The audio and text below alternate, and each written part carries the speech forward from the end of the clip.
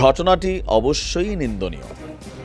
তবে আমার কাছে মনে হচ্ছে এই সিদ্ধান্তটা ভারতের একটা স্টেট এমন সময় আনলো যখন বাংলাদেশের মানুষ অনেকটা আমরা শান্ত হচ্ছি। আমাদের সরকার দেশ এবং কি বলা হয় যে দেশপ্রেমের ইস্যুতে বা সার্বভৌমত্বের ইস্যুতে পুরো জাতিকে এক করার চেষ্টা করছে। আওয়ামী লীগ ছাড়া মোটামুটি সবাই দৃশ্যত একত্রিত হয়েছে। বিভিন্ন ধর্মীয় গোষ্ঠী তারা একত্রিত হয়েছে। বিভিন্ন জায়গায় আমাদের এই মুহূর্তে প্রধান উপদেষ্টা তিনি তার কর্মকাণ্ড চালিয়ে যাচ্ছেন। তো ভারত হঠাৎ করে যে সিদ্ধান্তটা নিয়েছে, ভারতের আসাম রাজ্য, আমি মনে করি এটা আমাদের দেশের মানুষকে হালকা উস্কানোর জন্য। তবে এই ইস্যুতে আমরা নিন্দা প্রকাশ করব, কিন্তু কোনো ধরনের প্রতিবাদ, বিক্ষোভ, সমাবেশ অথবা ধরেন ভারতীয় অ্যাম্বাসি ঘেরাও বা সামহাও মিডিয়াতে বিদ্বেষমূলক বক্তব্য আমরা যেন না ছড়াই, এটা আমার কাছে নতুন ফাঁদ ছাড়া কিছু মনে হয় নাই।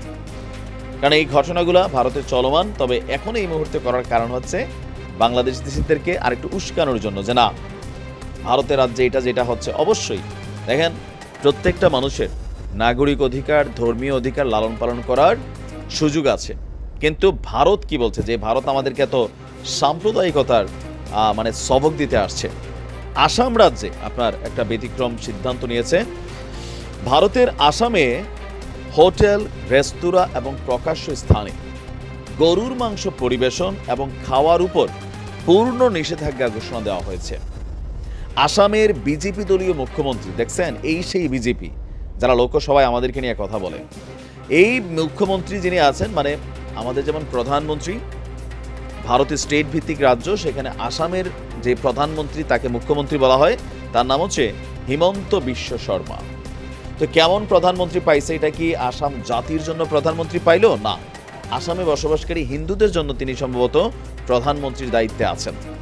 তার বক্তব্য হচ্ছে, গতকালকে এক সংবাদ সম্মেলনে বলা হয়েছে রাজ্য মন্ত্রিসভার এক জরুরি বৈঠকে এই সংক্রান্ত সিদ্ধান্ত নেওয়া হয়েছে। গরুর মাংস খাওয়া সংক্রান্ত বিদ্যমান আইনে আপনার খাওয়ার সুযোগ ছিল, সেই আইনটাকে সংশোধন করা হয়েছে।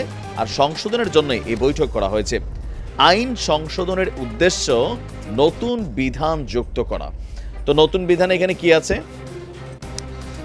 আসামের এই মুখ্যমন্ত্রী বলছেন, তারা সিদ্ধান্ত নিয়েছেন আসামের কোনো রেস্তোরাঁ বা হোটেলে গরুর মাংস পরিবেশন করা যাবে না। কোনো প্রকাশ্য অনুষ্ঠান বা প্রকাশ্য স্থানেও গরুর মাংস পরিবেশন করা যাবে না। তাই গতকাল থেকে তারা রাজ্যের হোটেল, রেস্তোরাঁ, প্রকাশ্য স্থানে গরুর মাংস পরিবেশন খাওয়া সম্পূর্ণভাবে বন্ধের সিদ্ধান্ত নিয়েছে। সাংবাদিকদের বলছেন যে আগে মন্দিরের 5 কিলোমিটারের মধ্যে গরুর মাংস পরিবেশন বা খাওয়ার উপর নিষেধাজ্ঞার বিধান ছিল, কিন্তু এখন এই নিষেধাজ্ঞার পরিসর পুরো রাজ্য জুড়ে।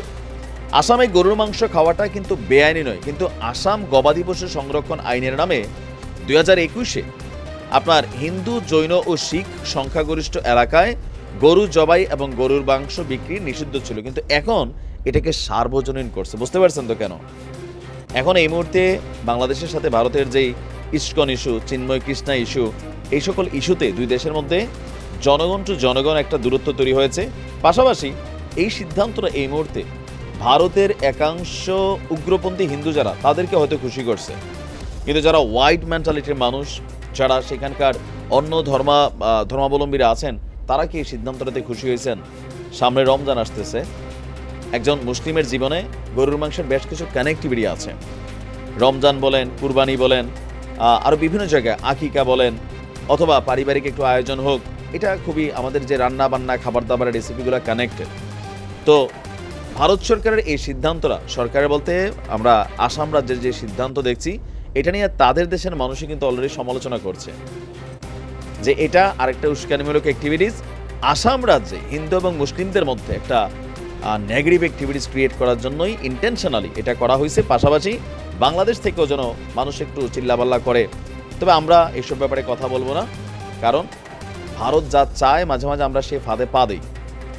ভারতের জনগণ, আসামের জনগণই, যারা হোয়াইট মেন্টালিটির হিন্দু ভাইরা আছেন, মানুষরা আছেন, ভোটাররা আছেন, পরবর্তী নির্বাচনে এই মুখ্যমন্ত্রী হিমন্ত শর্মার সাথে তারা ব্যালটের মাধ্যমে বিচার করে।